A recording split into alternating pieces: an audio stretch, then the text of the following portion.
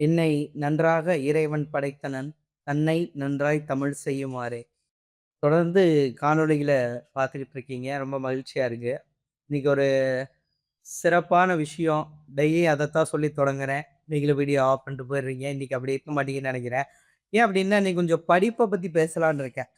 படிப்ப பத்தின்னோனே நீங்க எப்படி எடுத்துக்கிறீங்கன்னு இல்ல. வணிகருக்கும் படிப்புக்கும் என்னங்க ஒரு ரிலேஷன் அப்படின்னா, வணிகம் செய்றவங்களா இருந்தாலும் நீங்க உங்க துறை சார்ந்து படிக்க வேணும்.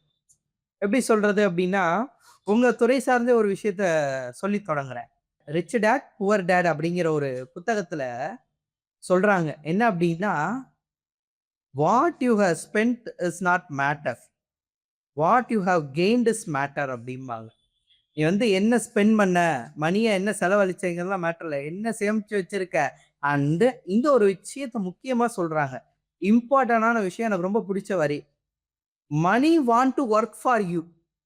அதாவது பணம் சம்பாதிக்கணும் அப்படின்னு நீங்க நினைக்கிறீங்கல்ல, நீ சம்பாதிச்ச பணம் உனக்கு வேலை செய்யணும். அப்படி இருந்தா தான் நீ சம்பாதிச்ச பணம் சூப்பர் அப்படின்னு சொல்லலாம். அப்ப இதெல்லாம் இவ்வளவு விஷயங்கள் நான் பேசுறேன்ல, நீங்க கேட்கிறீங்கல்ல, இல்ல நீங்களே தெரிஞ்சுக்கிறீங்கல்ல, எல்லாமே இல்ல இந்த வீடியோவ பார்த்து தெரிஞ்சுக்கிறீங்கல்ல, எவரிதிங் இஸ் லேர்னிங்ன்னு சொல்றோம்ல, அந்த லேர்னிங் எப்படி கிடைக்கும்? இப்ப நான் தமிழ் துறை சார்ந்து விருப்பப்படுறேன் அப்படின்னா, நான் தமிழ் துறை சார்ந்து படிக்கணும்.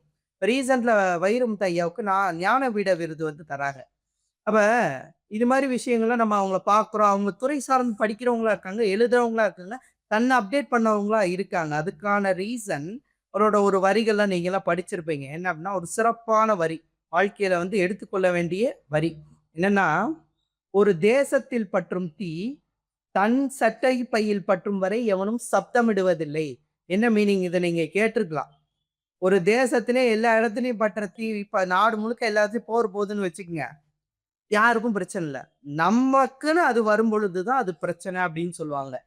இப்ப இது மாரி எஸ்ராவோட ஒரு வரிகள் இருக்கு. எஸ். ராமகிருஷ்ணன் ஒரு சிறப்பான எழுத்தாளர். அவரோட வரிகள்ல நான் படிச்ச வரிகள், என் துறை சார்ந்து நான் அப்படி படிக்கிறேன்னா, உங்க துறையில நீங்க படிக்கணும். அவர் சொன்ன ஒரு விஷயம், "வயதாகி போவதின் உச்சம் என்ன? வயதாகி போறதோட உச்சம் என்ன அப்படின்னா, அவமானங்களை சகித்துக் கொள்வது. அப்பதான் உனக்கு வயசாயிடுச்சுன்னு அர்த்தம்டா." இதே ஆங்கிலத்துல சொல்லணும் அப்படின்னா, "you are always remain young when you are working. You are remain old when you are not working." உங்களுக்கு எவ்வளவு வயதானாலும் ஆகிட்டோம். உங்களுக்கு அடுத்தடுத்துன்னு ஒரு சக்சஸ் பார்ட் இருக்கா? நீங்க படிச்சுக்கிட்டே இருக்கீங்களா? அடுத்த லெவல் போயிட்டே இருக்கீங்களா? You are not remain old. நீங்க இன்னும் ஓல்டா மாறல. யங்கா தான் இருக்கீங்க. You are remain always remain as young. இப்ப இந்த விஷயங்கள எதுக்கு சொல்றேன்? நெறைய உங்க துறை சார்ந்து புத்தகங்கள் படிங்க. புத்தகங்கள் உங்க துறை சார்ந்து மட்டுமா இது ஆகுமா? இல்ல. நான் சென்ற ஒரு காணொளில கூட சொல்லியிருந்தேன். தமிழ்நாடு எங்கும் இந்த இப்ப ரீசென்ட் இயர்ஸ்ல பார்க்குறீங்கன்னா, புத்தக திருவிழா நடத்துறாங்க. அந்த புத்தக திருவிழால நெறைய புத்தகங்கள் விற்கப்படுது. "த சைக்காலஜி ஆஃப் மனி" அப்படின்னு ஒரு புத்தகம் இருக்கு. அந்த சைக்காலஜி ஆஃப் மனில பிஹேவியர சொல்றாங்க. ஒரு பணம் சம்பாதிக்கிறாங்க அப்படின்னா, அதோட பிஹேவியர் என்ன? ஒருத்தன் எப்படி டைம் ஸ்பெண்ட் பண்ணணும் அதுக்கு? சம்பாதிச்ச பணத்த எப்படி சேவ் பண்ணணும்? அப்படிங்கிறதெல்லாம் சொல்லி தராங்க. அப்ப இது மாரி உங்க துறை சார்ந்து நீங்க படிக்கிறீங்களா? அப்படிங்கிறது என்னுடைய கேள்வி.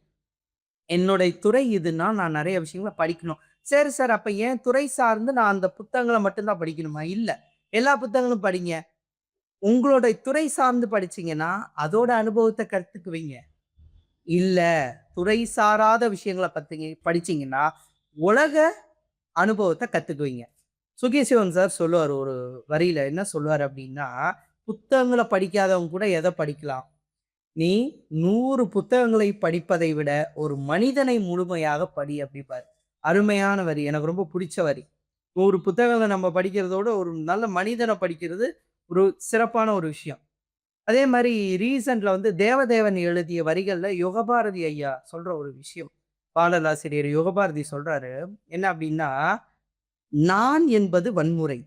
இதில் இன்னார் நான் என்பது எவ்வளவு பெரிய வன்முறை." இப்ப சில இடங்கள்ல இந்த வரியெல்லாம் படிக்கும் பொழுது, நமக்குள்ளேயே நெறைய விஷயங்கள உணர்த்தும், உறுத்தும். அப்ப எந்த விஷயம் நமக்குள் தாக்கம் ஏற்படுத்துகிறதோ, அது நம் வாழ்க்கையை மாற்றும் விஷயம். அது வரியாக இருக்கலாம், ஒருத்தருடைய வார்த்தையாக இருக்கலாம், மற்றவர்களுடைய அனுபவமாக இருக்கலாம், எதா வேணாலும் இருக்கலாம். இப்ப நான் பேசுறதுல கூட உங்களுக்கு ஒரு மாற்றம் ஏற்படலாம். நான் பேசினதுக்கு அப்புறம் நீங்க ஒரு புத்தகத்த எடுத்து படிச்சா, அதுல ஒரு மாற்றம் ஏற்படலாம். அந்த புத்தகத்துல வரக்கூடிய ஏதோ ஒரு சொல், அந்த சொல் உங்க மனசுல ஒரு மாற்றத்தை ஏற்படுத்தலாம். அப்ப ஒரு மாற்றம் என்பது, "மாற்றம் ஒன்றே மாறாதது" அப்படிம்பாரு. கண்ணதாசனுடைய பாடல்கள்லாம் நீங்க வந்து நெறைய விஷயங்கள் கேட்டிருப்பீங்க, படிச்சிருப்பீங்க. அதுல வந்து நெறைய விஷயங்கள அவரு ஒரு பாடல்ல சொல்லிட்டு, அந்த அனுபவமே நான் தான் அப்படின்னு இறைவன் சொல்ற மாரி ம முடிச்சிருப்பாரு. "பிறப்பெனப்படுவது யாதென்று கேட்டேன், பிறந்து பார் என்று இறைவன் சொன்னான்" அப்படின்னு சொல்லிட்டே வந்து லாஸ்ட்டா முடிப்பாரு. இத்தனையும் சொல்றது நான் தான். அந்த அனுபவமே நான் தான் அப்படின்னு இறைவன் முடிப்பாரு. அப்ப எல்லா மனிதர்கள்ட்டயும் ஒரு இயல்பான விஷயம் இருக்கு. அது என்ன அப்படின்னா தவறு. அந்த விஷயத்த நீங்க பண்ணலாம், நான் பண்ணலாம், எல்லாருமே பண்ணலாம். அது வணிக மக்கள் சார்ந்து எல்லாருமே பண்ணலாம். ஆனா, அந்த தவறை சுட்டி காமிச்சு, நம்மள அடுத்த லெவலுக்கு கொண்டு போறது ஒரே விஷயம் புத்தகம் மட்டும் தான். ஸோ தயவு செஞ்சு நீங்க வணிகர்களா இருக்கலாம். இத பார்க்குற ஒரு ஸ்டூடெண்ட்டா இருக்கலாம். டீச்சர்ஸா இருக்கலாம். ஆசிரியர்கள் நான் எப்பயுமே சொல்லுவேன், ஆசிரியர்கள் என்பவர்கள் இறைவனால் ஆசீர்வதிக்கப்பட்டவர்கள்.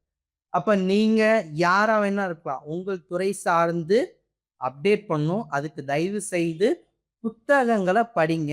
எப்பயுமே நெறைய படிச்சுட்டேன்னு நெனைக்காதீங்க. இப்படி சொல்லி முடிக்கிறேன். ஔவையாரோட "கற்றது கைமண் அளவு, கல்லாதது உலகளவுன்னு" சொல்லுவாங்க. இத கேட்கும்போதே எப்படி இருக்குங்க? நம்ம இதுவரைக்கும் படிச்சது இயல்பான ஒரு கையளவு தான் படிச்சிருக்கோம். படிக்காத விஷயங்கள் வந்து over the world what we have yet to learn. So always you think ஜெயகாந்தனோட வரிகள் தான். "நீ நூலகத்திற்கு போ, எவ்வளவு பெரிய முட்டாள் என்பதை அந்த புத்தகங்கள் சொல்லும்." இது ஜெயகாந்தன் சொன்னது. ஆனா இத நான் டிஃபரெண்ட்டா யோசிக்கிறேன். என்னன்னா, "நீ நூலகத்திற்கு போ. அங்கே நீ முட்டாள்கள் அப்படின்னு தெரிஞ்சுக்கிறதோட, இன்னும் எவ்வளோ நாம் வாழ்க்கையில் கற்க வேண்டும் என்ற புரிதல் உங்களுக்குள் ஏற்படும்." ஸோ ஏதாவது ஒரு புத்தகங்கள புதுசா படிங்க. உங்கள நீங்க அப்டேட்டடா வச்சுக்கங்க. இது ஒரு வணிகத்திற்கு மட்டும் இல்லாத வாழ்க்கைக்கு சிறப்பான ஒரு பண்பு. நன்றி, வணக்கம்.